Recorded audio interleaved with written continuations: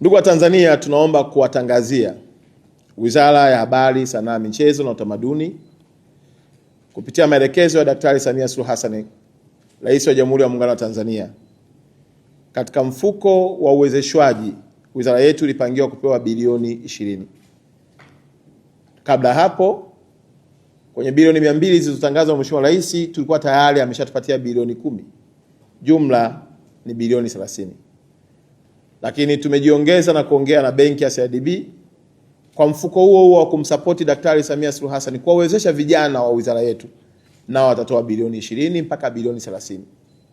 Jumla tutakuwa na bilioni sio chini ya 50.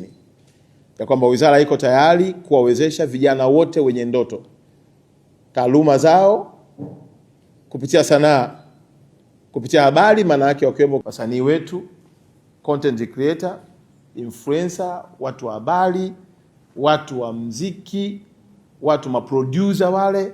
Manake hizi bilioni 50 zinakwenda kwa kila mtu aliyoko ndani ya wizara yetu ya Habari, Sanaa, Michezo na wakiwepo mpaka na wale wachoraji, ili wapate fursa wa utumie mfuko kwa ajili ya kunyanyua uchumi wao, kama ambavyo ndoto ya Daktari Samia kuachilia tabasamu kwa Watanzania kupitia wizara yetu ya Habari, Michezo na Utamaduni. Lengo kubwa kwamba tunasubiri tarehe. Tumemwomba Mheshimiwa Rais wa Jamhuri ya Muungano wa Tanzania Daktari Samia Suluhu Hassan kuwa mgeni rasmi.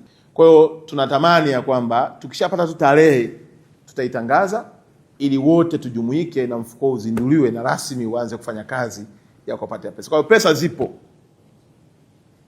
Uwezeshwaji umeshatengenezewa mazingira. Watu mmeshajisajili.